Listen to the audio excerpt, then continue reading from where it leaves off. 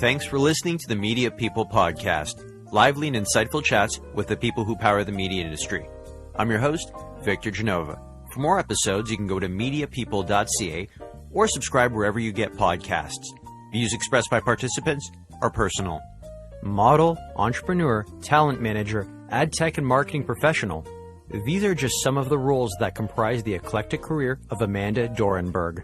A native of Prince Edward County, Amanda fast-tracked her education, graduating high school when she was just 16, before moving on to study computer programming in college and marketing in university. Modeling was Amanda's first big career move, which took her on shoots around the globe. While modeling, she saw an opportunity to put her marketing prowess to work and began representing some of her fellow models. But all of this would come to a grinding halt one day, as Amanda would be rushed to the emergency room with an arteriovenous malformation, a traumatic brain injury that's guaranteed to be lethal if not treated immediately. Amanda would wake up from brain surgery hours later, virtually immobile, and forced into months of rehabilitation to regain many of her basic functions. She went on to make a full recovery and would begin her ascent through the advertising and tech world, holding positions at Postmedia, Sizzlock, Dynamic Outdoor, Outfront Media, Centrus, and Frontrunner Technologies. Amanda's latest role is an out-of-home advertising homecoming of sorts, as she was recently appointed president of the Canadian Out-of-Home Marketing Measurement Bureau.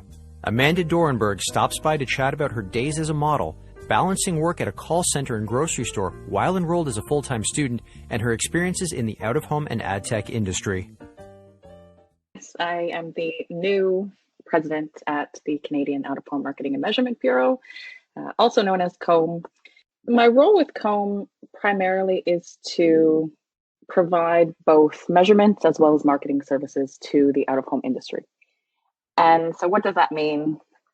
Basically, from a measurement standpoint, it is providing all of the audited impressions for the out-of-home inventory, both static as well as digital, providing a baseline understanding as to, what really the out-of-home industry can expect from a standardization perspective. And then on the marketing side, it's really just being the voice for the out-of-home industry. So trying to promote additional market share from a revenue standpoint for all of our members, trying to ensure that the out-of-home industry is really seen as a valuable asset in the media mix. I want to go back to the beginning. Where are you from? I grew up in Prince Edward County, which back then was not as fancy as it is now. Now it's basically wine country. But when I was growing up, it was basically just farm fields and grass everywhere. Kind of like Niagara on the Lake, like you said, with all the wineries in there. Was there any sort of inclination that the whole Prince Edward County area was going to take off while you were growing up, or nothing at all? Not much, to be honest. There was one winery or cider, if I recall correctly. They primarily sold cider that I can recollect as a child going to with my parents. And it was really interesting because I can recall it sat on the top of this massive hill and it overlooked like this beautiful property and you could see the water. But to be honest, there was pretty much no inclination that it would be what it is today. What was life like growing up? It was interesting. Most people who know me know that I'm pretty much an open book when it comes to, life and just things in general. So growing up was not a typical childhood, I would say. I moved out 2 days after my 16th birthday. And at the time I had graduated high school quite young. I actually graduated at 16 and then moved out to continue my education. So it was tough for sure.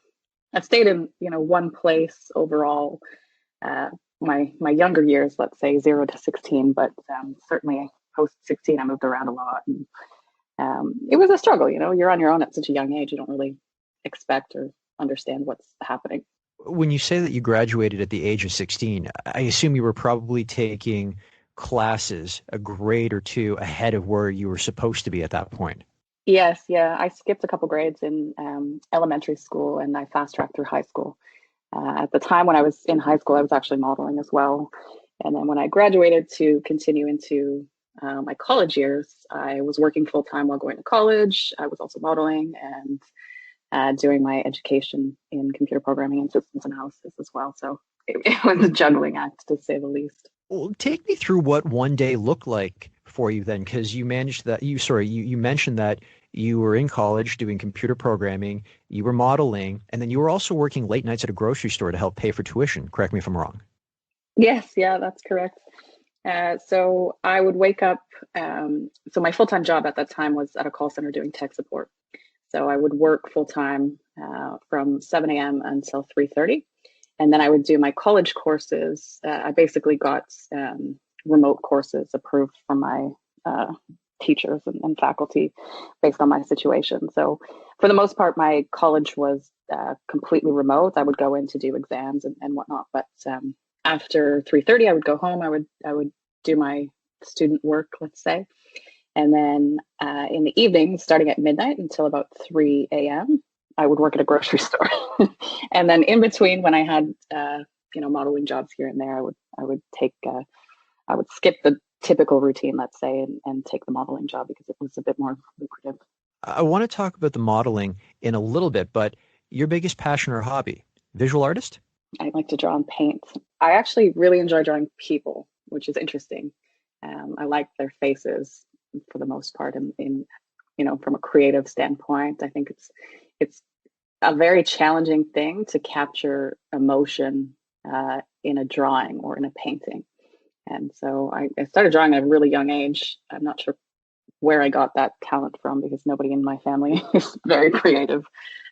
But yeah, I started drawing at such a young age, and I continued with it throughout the years. I mean, I haven't actually picked up a pencil in a couple of years now. I'm just too busy with adult life, let's say.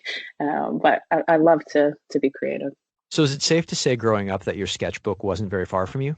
I would say that's an accurate statement. Yeah, maybe I took reprieve in just like diving into a piece, whether it was just sketching around various things, or whether it was actually creating a full drawing or a full painting. But yeah, I definitely have a lot of sketchbooks lying around the house. What's really interesting is that you were big into art, you were into modeling as well, but your first foray into post-secondary education was actually computer programming. Why pick that versus, say, where your hobbies and passions lied? It's actually quite a funny story. So I was so young when I was going to college, obviously at 16. I had no idea what I wanted to do with life. And to be perfectly frank, I looked at the college application booklets that showcase, the various courses that you could apply for. And they also indicated typical salaries post-graduation, and computer programming happened to be one of the higher paying postgraduate salaries. And that is why I took it. It's kind of a weird thing because the guidance counselors at my high school were like that as well. They wanted you to follow your passion, but as soon as you started pointing towards a program that they didn't find very lucrative, they'd be like, you can't make money doing that. Try again. Go back into your math and sciences. It kind of seems like they were really good at pushing young people away from that. And then in adulthood, they kind of have to find a way to fuse everything they loved in the past back to their professional life. Yeah, that's so true. I don't even remember talking to guidance counselors about, post-secondary education. I just remember I think because I fast tracked so quickly through school and I was doing so much all at the same time, I just literally was focused on okay, how am I going to pay my rent and what's going to make me the most money? The passion projects can be hobbies up until I'm capable of making them some form of a career, let's say. Oh, my guidance counselor was all about the math and sciences. As a matter of fact, I did grade 12 math twice. I loved it so much, but that's for another day. That's amazing. So your first job ever, you were a babysitter. I was, yeah. I started to babysit a neighbor's daughter. I think she was 9 months when I started to babysitter, and I was honestly a child myself, probably 12 or 13. I had an older brother, and he used to paint the neighbor's fence and do sort of the lawn work and the handiwork around their house. And they asked me to look after their child. And to be honest, they didn't even really need a babysitter most of the time. They were home. They just had me there helping out, probably because they spotted some challenges within my parental scenario, let's say. But I babysat this sweet young girl from, she was 9 months up until she was about 5. And it was a really interesting time. She was such a joy, brought a lot of laughter into my life. One thing that you and I have in common, we both worked at Sears to help pay for school. Tell me about your experience working in the women's fashion department. Oh my gosh. Sears. Can you even remember when that was a huge department store? Oh, Uh, I do remember that. it was really fun. I didn't last too long, but I worked in women's fashion. I started just, folding clothing, and then moved up to being able to actually work the cash register. Big moves, big career moves. And I just, customer service and customer facing roles, let's say, were not my strong suit at the time. So I would often get frustrated with some of the clients' requests to, gift wrap things. And it was fun. I love how you refer to them as clients. It's kind of a Freudian slip from where we are now in our careers, because technically they're supposed to be customers. I know. Yeah, it is a bit of a Freudian slip, I suppose. When I was at Sears, I worked in a liquidation center, and I mean, at least the women's fashion department was pretty siloed. You know what it contained. But me, I was selling furniture and appliances, lawnmowers, and then eventually women's garments made its way into my department along with toys. So I was kind of all over the place. I know what you're saying about dealing with the customers because I learned a lot about patience there. People would come up to me and complain that the refrigerator we had on the floor was dented, and I'd have to explain to them, yes, we're the liquidation center. We sell the dented fridges. And I would lose my mind sometimes over that. Would you say you learned a lot about patience in hindsight from that role? Because I definitely did. Yeah, hindsight, I mean, hindsight's always 2020. I definitely learned a lot, and I certainly wouldn't have changed anything about my past life, including my time at Sears. But patience, for sure, I would say I started to learn from Sears. I don't know that I wholly learned it from that experience, but I certainly was exposed to the requirements to gain more patience. So you graduate from Loyalist College, and at that point you had partially taken that program because you had seen in a brochure what the earning potential was. But instead of going out into the working world, you went back to university. Why Trent and why marketing communications? I actually fell in love with the marketing comms side of the world, let's say, through my modeling and fashion career. So, being a model, people think it's very superficial and it's all about your looks, but it's actually completely not. There were some of the most quirky looking, girls modeling, guys modeling that I had ever met, both personality wise and aesthetic wise. And it's really just about, do you have the mindset to approach this as a career versus as a superficial art, let's say. So being exposed to how brand campaigns were created, in the actual studio where you're creating the advertisements to promote a specific product or a specific service, understanding and being a part of that process really inspired me to say, hey, I really want to take this a bit further and actually understand more of the flip side. So I get how the creative side of the advertising world works now, but I wanted to understand more on the business and the communication side. So that's why I took that's why I went to university for my bachelor's degree in marketing. Let's talk about your modeling career, though, because that really dominates a good chunk of the early portion of your professional life. The first question is, how did you get into modeling? Were you discovered? Did you apply? Yeah, I was scouted actually by a scout from Elite Model Management when I was, I think, 14. I was very, very young. I happened to be in Toronto, even though I didn't obviously live in Toronto at the time, but I happened to be there with some friends, and we were just walking in the mall, and somebody came up to me and gave me their card and said, "Hey, if you're interested, give us a call," kind of thing. So I was always intrigued by fashion. I used to be a young fashionista. I would order the 17 magazine and follow those, childhood teen mags, let's say. Fashion always interested me. I never really saw myself as like the girl who could be in the magazine.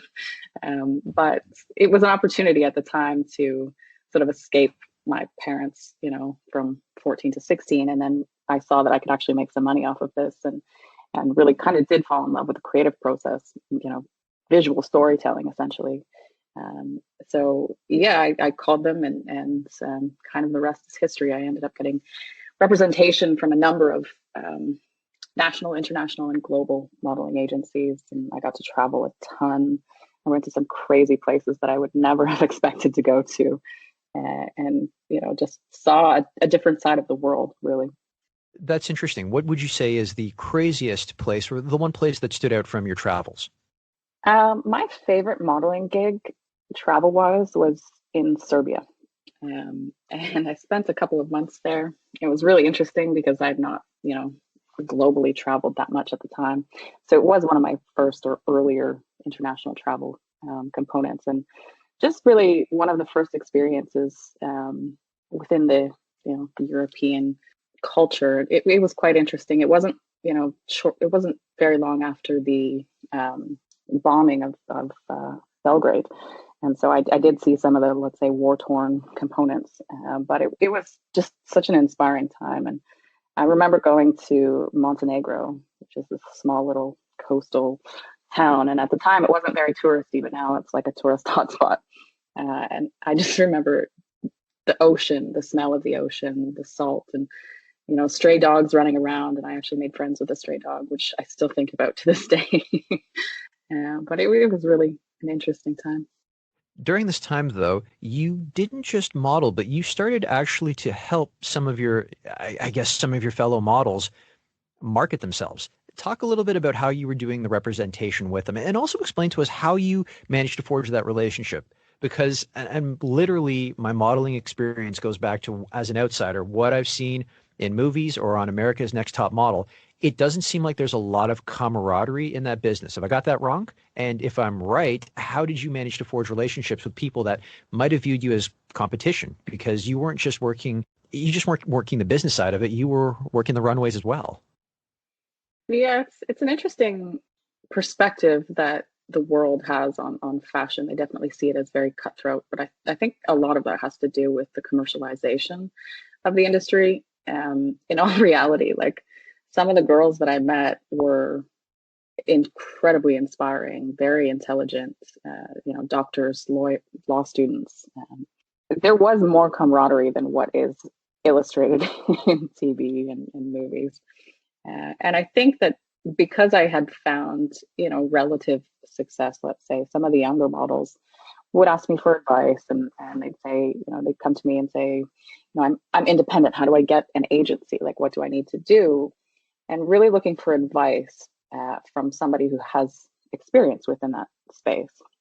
So I kind of saw a gap in the marketplace to create both a placement agency for models, but also an artist representation arm within that. So I really started freelancing, let's say. I had great connections at international modeling agencies around the world. So I would just introduce some of these girls who were coming to me asking for advice. And then I realized, oh, there's a term for this. It's called a mother agent. And I should probably open a business to capitalize on some of the benefits of placing girls, because as a mother agent, you hold a percentage of their commissions, let's say, for the duration of their career. So once I learned that, I was like, okay, I think I can turn this into a bit of a business, and that's how I started. Help me understand what you did to help promote your peers or your clients. I guess we could call them clients now. Was this pre-Instagram and pre-Facebook? Because I tend to think that seems to be the nucleus for promoting would-be models, would be Instagram, Facebook, any type of social media, but there might not have been that, or it might not have been a mature medium at that point to do so.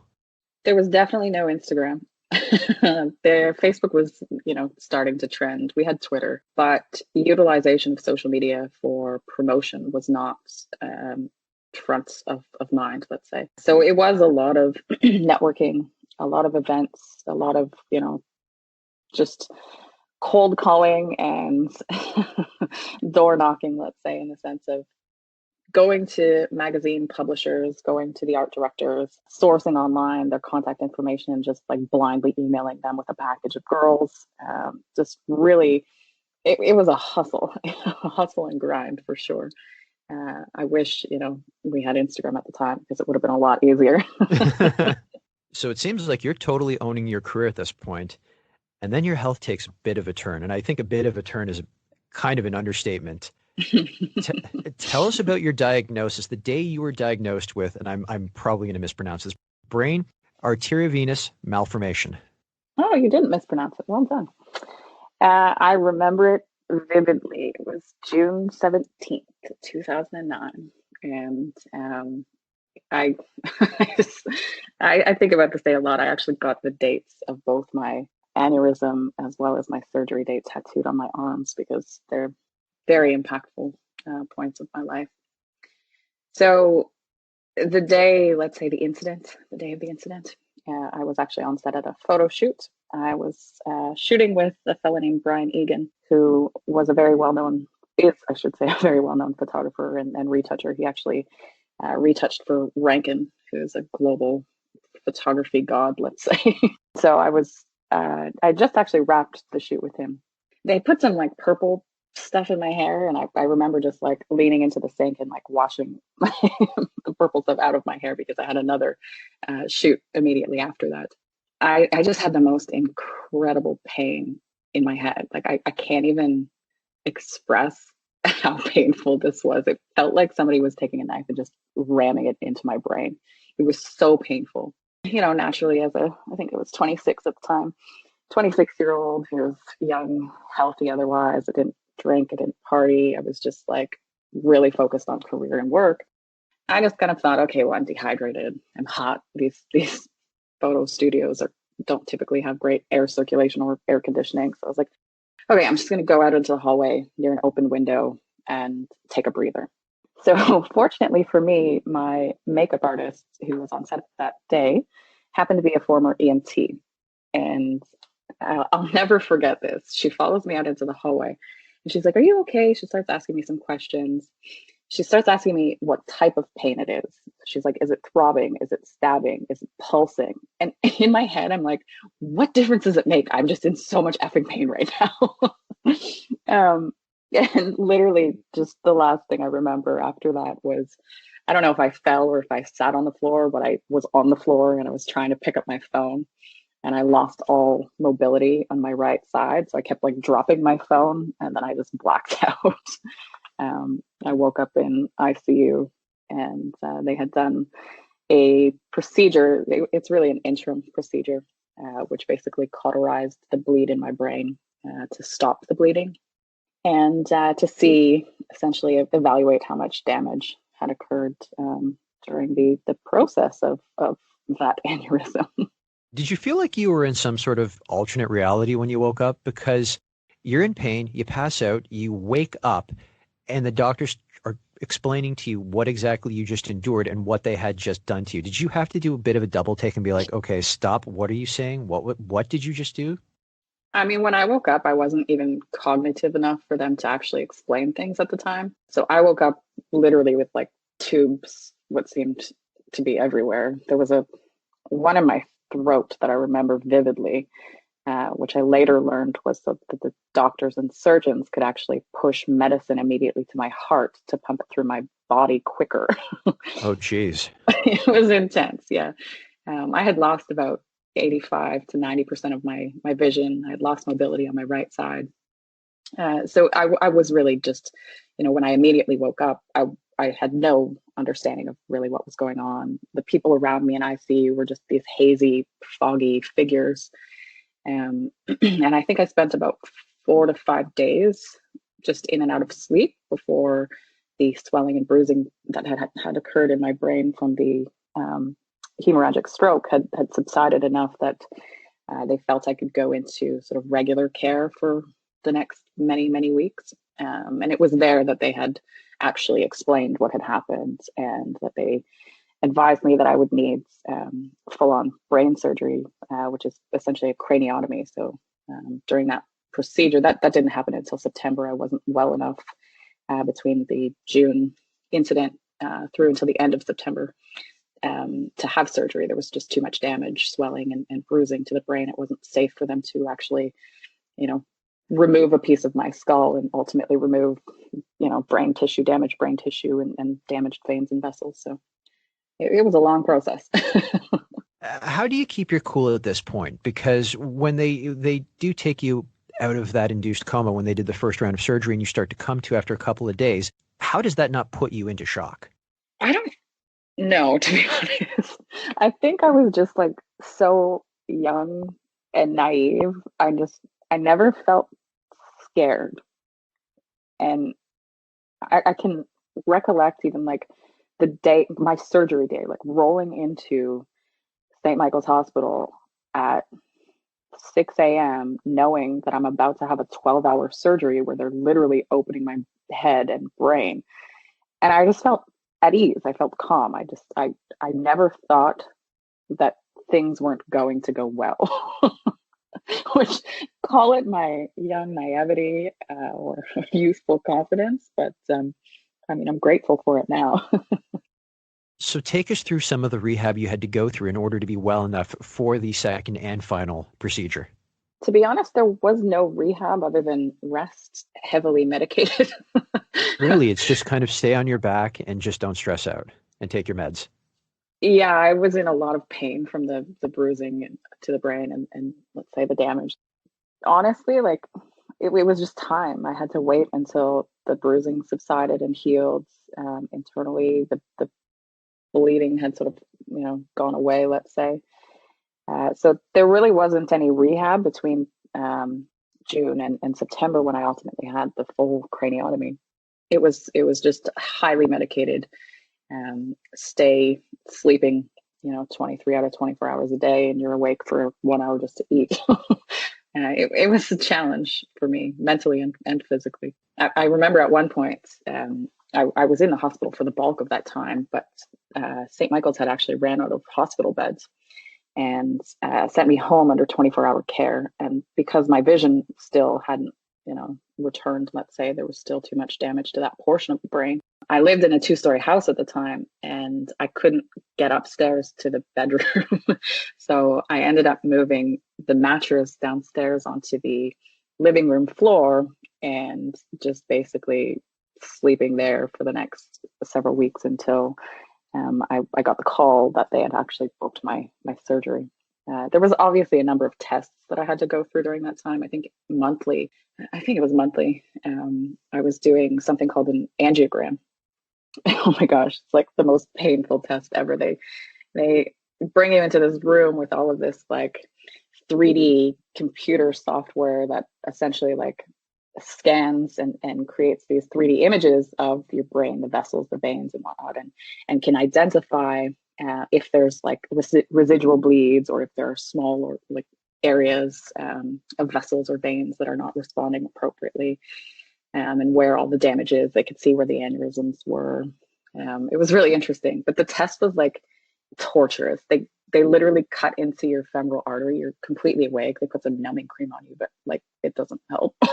Just numbing cream, that's it? Like they don't go No, with the that was it. Novocaine? Oh God. No, just some numbing cream. They figured you're already hopped up enough on the pain meds. But yeah, they cut into your femoral artery in the groin, and they weave this sheath through the heart up to the base of the neck. And you're not supposed to feel anything, but literally I could tell my doctor exactly where the thing was in the back of my neck. I could feel the whole thing. It was so creepy. And they shoot this once the sheath is in place and they've got all the radioactive like mats on your body to cover you up, they go into an observing room, and they trigger they basically send this imaging dye through the sheath into your brain, and it actually causes these like physical reactions. And for the most part, they would typically tell you, okay, expect some tingling in your cheeks, or expect, a numb feeling here for 30 seconds. And what this dye did was allow them to actually take the 3D imaging and obviously see any issues. But at one point, they sent the dye. They like clicked their little remote button and sent the dye into my brain, but it actually made my heart like palpitate insanely fast. And I literally panicked. I started I couldn't breathe. I just started like freaking out. And then one of the nurses came in. They were like, "Oh, it's okay. It's okay. It's from the dye. It's, the area within the brain that triggered that reaction. Calm down, calm down." Oh, it was a nightmare. And then after they're done, like the procedure itself takes 20 or 30 minutes. But it's afterwards that's such a pain, because you literally have to lay flat on a bed with a medicine ball on your groin for 3 to 4 hours before you're actually able to get up and, go home if you're going home after your day surgery, or go back into your typical hospital room. So I hate those procedures.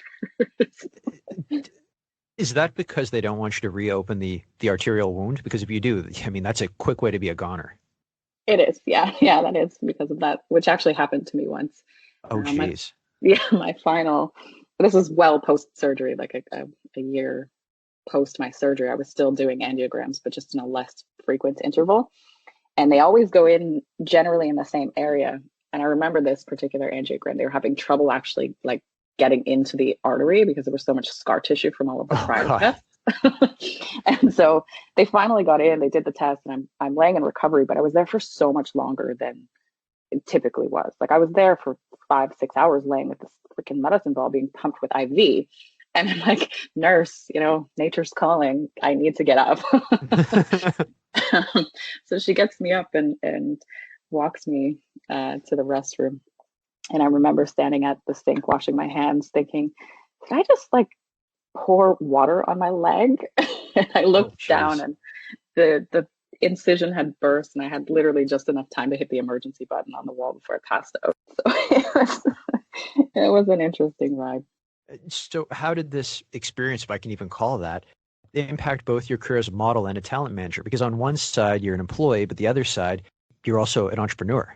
Yeah, I mean, during that time, post-surgery, I actually ended up having to close my business, my artist representation business, just to focus on my health and recovery. I did take a few modeling jobs here and there, but it also allowed me some time to really think about what it was that I first and foremost had just gone through, but also how I wanted to pivot my career. I had always been very entrepreneurial. I obviously had a love of technology and a love of media, and I really kind of wanted to blend the two together. So I would say that it really fueled me to make some very drastic changes. I lived at the time, I lived outside of Toronto, and I made the decision, moving downtown. I actually want to chase a career in marketing and advertising technology. So I would say I pivoted my personal life and career life very drastically after that. So what brought you to Post Media, and what did you do there? I took a contract job at Post Media, and it was really my first, I would say, advertising job. So I was hired as an innovations manager, and essentially my role was to create new ways to employ technology within a traditional media format. So it's obviously, at the time, it was very heavily on print media versus, their online presence. And I worked to introduce things like augmented reality into their print newspaper component. So if, the sales team was working on a specific pitch for a client, they would come to the innovations department and say, how can we enhance the sales pitch that I'm working on? How can we increase, opportunity to engage? How can we incorporate new technologies? And that was kind of my role. So what was the most challenging part about it? Was it the technical aspect, or is it getting print and digital sides of the business to work more closely together? I know which one I'd pick. Certainly the latter. Yes. The print media space was relatively antiquated and hadn't seen much disruption for decades. And the onset of new technologies and the opportunity to engage consumers in more of an interactive way in a print media format was a struggle for both, I would say, both the sales side of the business, so internal sales reps, like traditional sales reps, as well as on the client side. There was certainly a learning or an educational process that had to happen. And I would say that would be where I started my client-facing part of the career, or my career, I should say. So what brought you to Cieslak Media? Was this your first foray into out-of-home advertising? Technically, yes. Let me backtrack, actually. So Cieslak Media was actually a spin-out of a former company that sold their Canadian assets. So that company was a global out-of-home company at the time. They had contracts and inventory across the UK, across the United States, and in Canada. So it was called Titan Outdoor. And I had joined Titan Outdoor as their marketing director, but quickly learned that they didn't have any technical bodies, let's say, within the company. And I took over managing both all of the marketing initiatives, but also all of their IT infrastructure. So a really deep understanding of their data processing, their server structure, all of that nerdy IT stuff. And then Titan decided to sell the Canadian assets of their business, and these assets were acquired for the primary part, by a private equity firm, as well as the general manager of Canada at the time of Titan, and that formed Seaslock Media. So at Seaslock, because we were technically a startup that was breaking away from legacy infrastructure from a corporate standpoint, I had double duty to the 10th anthem. I was responsible for creating all of the branded imagery. So literally, I designed the logo, did all of that myself, created the whole go-to-market strategy from a marketing and sales standpoint, simultaneously creating all of the IT infrastructure, breaking away from on-premise servers that the legacy parent company had, migrating over to full cloud infrastructure, implementing a full end-to-end customized ERP system that ran every component of the business, from inventory management through to sales pipelines, through to operational components, and then into finance. And I also was able to actually implement a first-to-market mobile and traditional out-of-home, static out-of-home offering, which at the time was a first-to-market in the Canadian space. So it was a fun journey. I don't think I slept at all for my entire 3 or 4 years with the company. No, it definitely sounds like you accomplished a lot there. So then what brought you to Dynamic Outdoor Media, and how was your role different from your time at Seaslock? Dynamic is an interesting story. Seaslock used to have a representation agreement with an outside company to sell some of their digital out-of-home assets. So it was a sales rep agreement, essentially. And that company decided, hey, we could probably make more money if we had an internal sales team. So they canceled that sales rep agreement with Seaslock, and I was approached to come and basically, I'm just going to say, rinse and repeat what I did at Seaslock. Build the brand image, the go-to-market strategy, create their IT infrastructure, create all of their sort of fundamental tools to be a successful organization. But one of the big differences here was I actually had the opportunity to build a first-to-market, we called it an audience intelligence platform. And essentially, we created a product that ingested geospatial mobile application data, cellular carrier data, as well as smart city data into a data management platform, or a DMP. And that allowed us to create audience profiles and understand the consumer behaviors, consumer demographics, psychographics, behavioral components of audiences or devices actually passing by directionally specific billboard locations versus the historical way of understanding demographics, which was those who live around a specific billboard.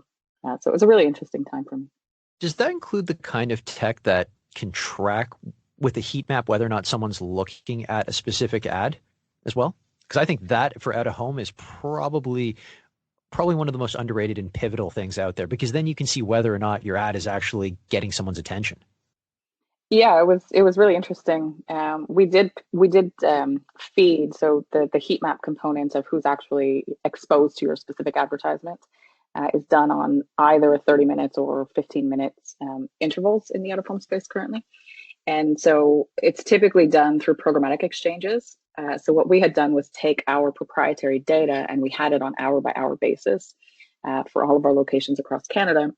And we fed that into a programmatic DMP, which then was able to serve up curated content or targeted advertisements based on a consumer's patterns of movements within a 15-minute interval. So we could understand if there was a high concentration of devices exposed to a billboard location that happened to be 18 to 34, that have dogs and, I don't know, like beer.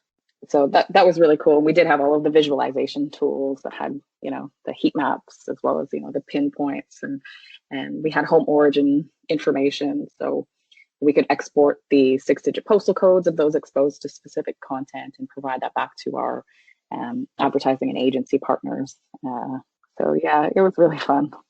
My nerdy inside loved it. When Dynamic was acquired by Outfront, How did that acquisition change, say, both the work you were doing day to day and your role? Quite drastically, actually. So Dynamic was a very lean operation organization. We only had about 8 people, I think, in the entire company, the bulk of which were in Toronto. We had a couple in Montreal and maybe one in Vancouver. But all of the work that I had been doing was pretty much solo. I didn't have a team that I could rely on to help execute, the marketing strategies or the emerging tech and programmatic implementations. That was all kind of on my solo shoulders, let's say. And so when we were acquired, I actually inherited quite a large team at Outfront, and I loved it. I loved actually being able to work in more of a collaborative space, and have a team that I could actually rely on and delegate certain tasks, because I ended up being really client facing at Outfront. So we had built the core infrastructure, and it was really at this point more an educational process, both internally as well as externally, on how to sell this, how to use this tool, from an internal standpoint. How do I use this tool to leverage market share, to leverage share of voice, to gain more revenues, to increase sales, to increase profitability, all of those things. So there was a heavy educational component on the internal side of things, particularly with a lot of history in the Outfront organization. They've been around for decades upon decades. So introducing this new way of not just selling outdoor, but it was primarily focused on digital outdoor. It was quite a bit of a challenge.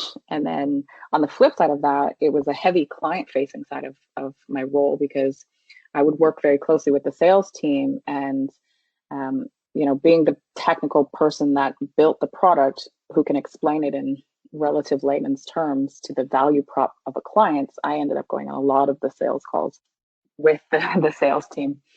But it was so much fun. I honestly, I built such amazing relationships with the teams at Outfront, both those who reported to me, but also just the general staff.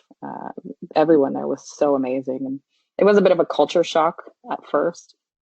I'm a bit of, entrepreneurial spirit, kind of a free will, let's say, but, it was a publicly traded company. And so I had to adapt to some of the requirements that are such in public companies. So it became a little bit more rigid with policies and procedures, I imagine. Yeah, exactly. I remember one of my first days, I got handed a dress code, and I was like, what is this? What's a dress code policy? They're handing a fashionista and former model a dress code policy. I was like, I'm not abiding by any of this. I actually remember I had, I was wearing just typical skinny jeans that had the cutouts in the knee, not, that they weren't raggedy, but one of the IT guys, he came up to me. We were pretty good friends, and we had a casual banter that we had back and forth. He was like, "Oh my God, you're wearing ripped jeans," and I was like, "Yes, I am." He's like, "It's against the company dress code." And I was like, "I don't care." Here's a funny story for you about dress codes. When I was in university, this is a secondhand story. I was at Brock University in St. Catharines, and one of the members of provincial parliament was an NDP member named Peter Cormos. He was a real grassroots politician, was pretty much guaranteed to hold his seat, and he would never really dress up in a suit in the Ontario legislature. So apparently, I think pretty sure it was under the Liberals, they handed out a dress code. And so apparently he started showing up in a tuxedo just to thumb his nose at the dress code. He did that. Honestly amazing. So what's been the overall attraction for you with out-of-home advertising, say, versus digital or broadcast or anything like that?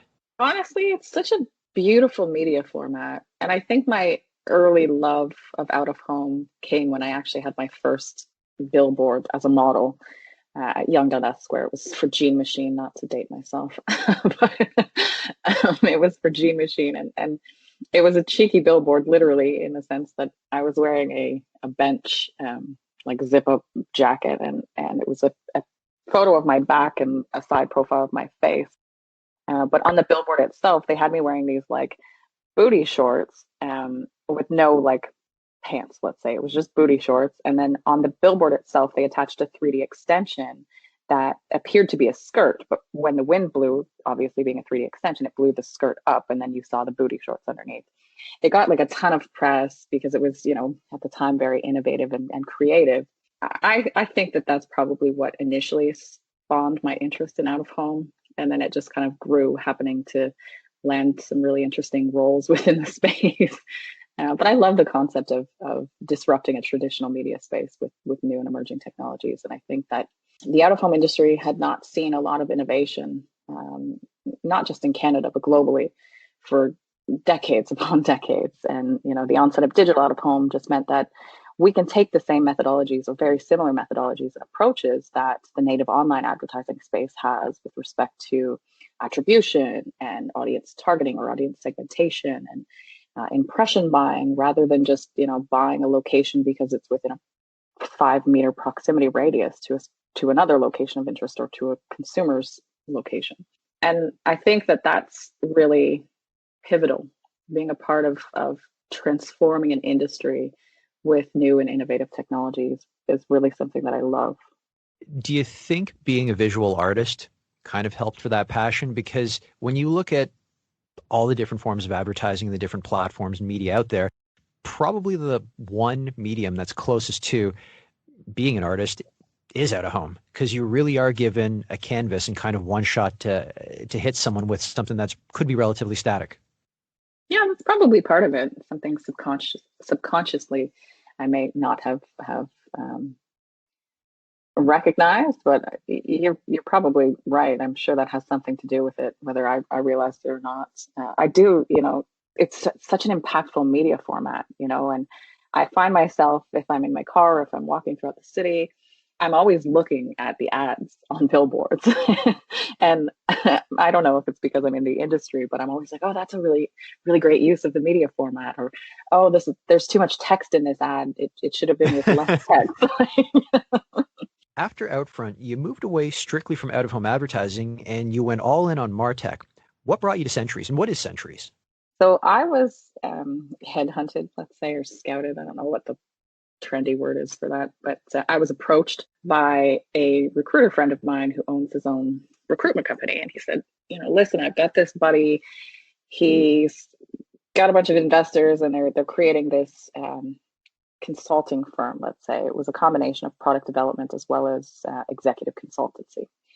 And he's like, I think you would be perfect for a partnership role with this company and to be involved in this. It's like, I know that the two of you, just from a personality standpoint, will get along really well.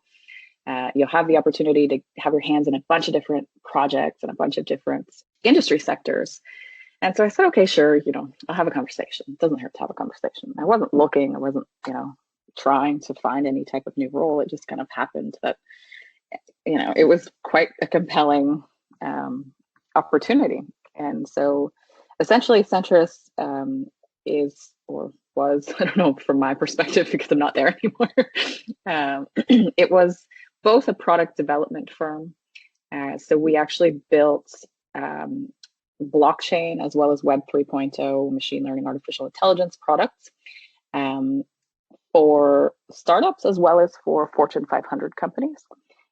So we internally developed a suite of cryptocurrency wallets, so a desktop wallet, mobile iOS and Android wallets, and a Google Chrome plugin, as well as a fully decentralized marketplace that would ultimately trade both cryptocurrency but also tokenized assets. And then we built what's called a permissioned chain, which is basically an enterprise blockchain, let's say, that could be used in a corporate environment. And that was acquired by a large Fortune 500 company. And the products were acquired by a blockchain proxy. And in addition to that, we essentially took a small ownership portion in other startups looking to develop products, tools, and assets either on blockchain or leveraging Web 3.0 to some degree. So we would take a small ownership portion. We would provide a slight investment into these companies, and we would insert ourselves as executive consultants to help build the organization for the first, 6 months, let's say, and then we would remove and move on to another project. So our goal was to really sort of try to bring these emerging technologies to a wider range of audiences and to varying different sectors within many industries. It also sounds like you were trying your hand as a venture capitalist without even realizing it, just by the way the deals were cut. You mentioned taking a stake in a company and helping them out that way, but you only would help them if you acquired a small portion of it. Am I getting that correct? Yeah, that's exactly it, actually. Which it was all new to me. I had never really dabbled, let's say, in venture capital. So I learned more than I can even imagine over my time with the organization, both from a technical standpoint, but also from a fiscal standpoint and from a venture cap perspective in terms of like what's required in order to gain investment from a VC or investment from a PE firm versus angel investor. Like they all have such different wants and requirements that it was a really cool experience to actually be able to have visibility into all those varying components. And I think it probably helped ultimately with the venture that I took post Centris. Frontrunner Technologies. Tell us a bit about them, and did you find them or did they find you? Yeah, so they found me. It was interesting, actually. I had met the original founder of Frontrunner Technologies. His name is Nathan Elliott at a conference I was speaking at while I was at Outfront.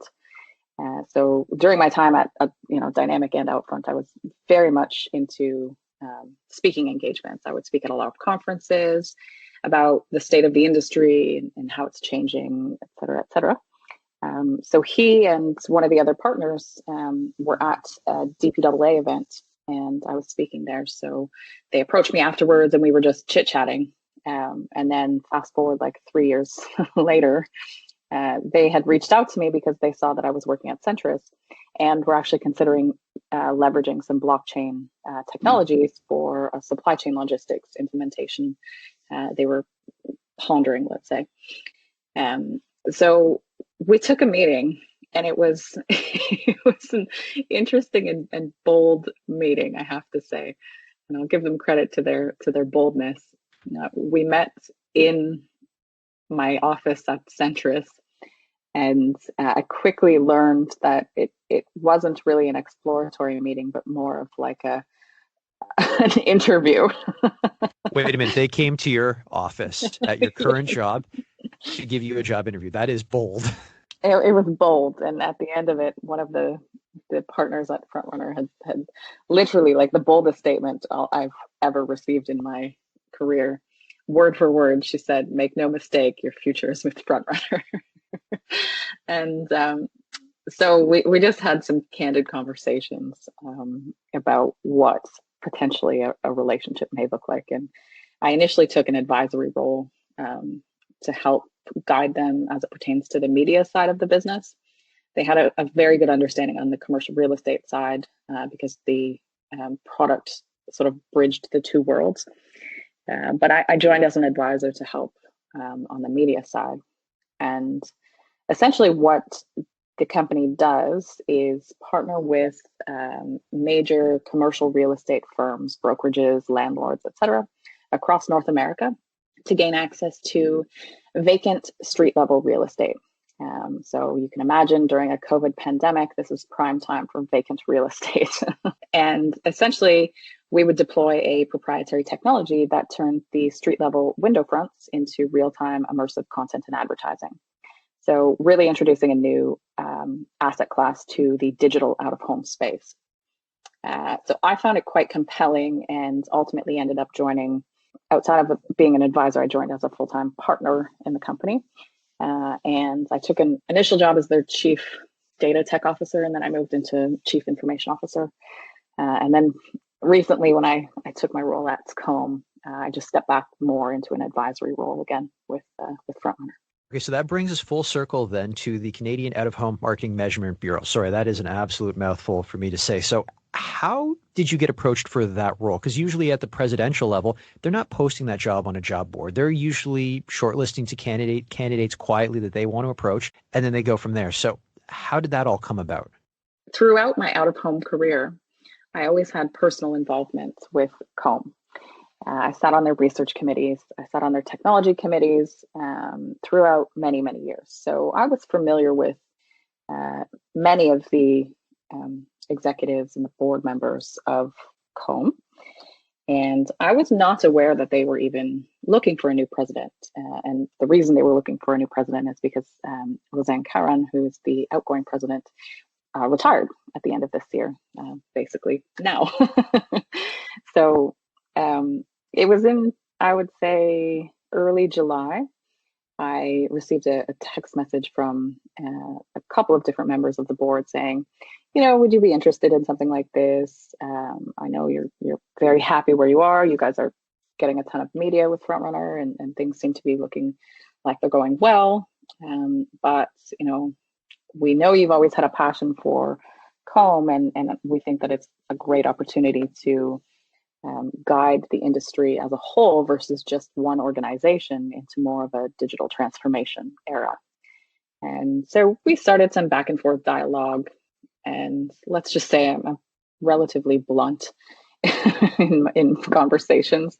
I'm not sure if you picked up on that yet, but I said, listen, COMMB is a not-for-profit association that's governed by our members and our membership dues. And so if you're looking for somebody who is going to push the members and the board to probably somewhat uncomfortable areas of opportunity as well as, evolution, then sure, I will absolutely consider this. But if you're looking to keep things status quo, I'm probably not the right fit.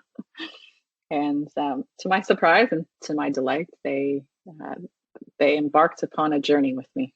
Well, good on you for saying it like that, though, and not so caught up in the fact that you get to be the president of it. Because a lot of people will get lost in the title and go, you know what, I'm just going to take it because once I've got it, I've got it. But you stepped forward and said, I'm willing to do it, but it's got to be on my terms. Yeah, I've never really been somebody that's caught up on titles.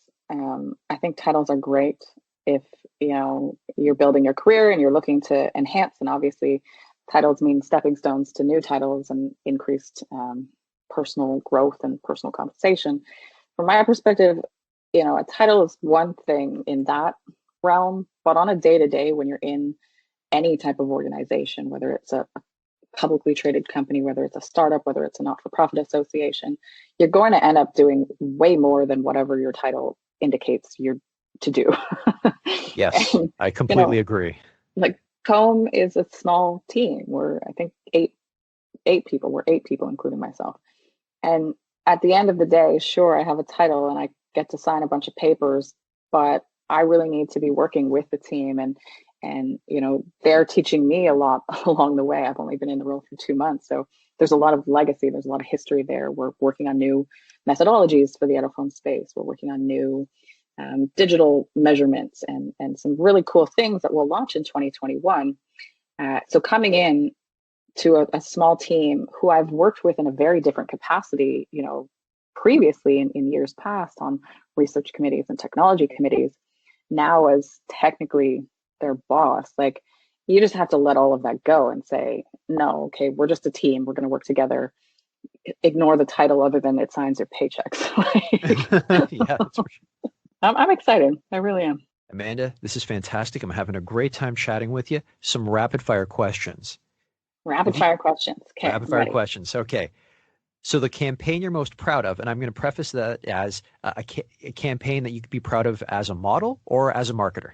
Ooh, as a model, I'm going to choose. And it was a denim campaign for a company in Sweden that was seen globally. Oh, you got to tell us the company. What company is that? I don't want to tell the company because then people will Google it.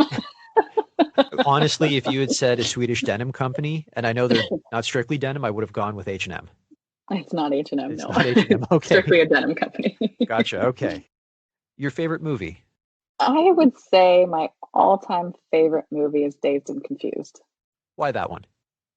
It just looks like so much fun. It's classic, like, free-spirited era. And the music is great. Your favorite video game? Super Mario, classic. Going back to the old NES version where everyone was pixelated? Exactly, yeah. I also liked Sonic the Hedgehog, like old school classic. And I do still have an Atari in a basement somewhere. You know what? Hold on to that. Make sure it still works. You could probably flip that for a pretty penny on eBay. I probably could. I should check to make sure it works. Retro is in, and people are willing to pay for retro, I found. I like it. If Hollywood were to make a movie based on your life story, who would you want to play you? Ooh, that's a tough one. I'm terrible with pop culture and celebrity names, but I always remember getting asked if I was the girl from the Dragon Tattoo movie. So I don't know what her name is, but I'm going to go with her. You're talking about Rooney Mara. I guess I am. Okay. Your favorite song?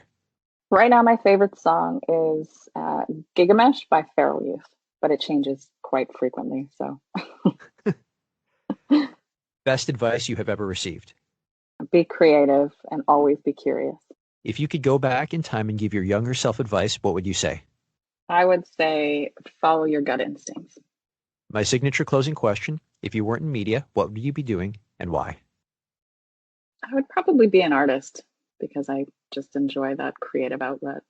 Amanda, this has been fantastic. Thank you so much for your time. Thank you so much. I've had a lot of fun, Victor. It's been really great. That's it for today's show. For more episodes, you can go to mediapeople.ca or subscribe wherever you get podcasts. And don't forget to follow me on Instagram @VicGenova.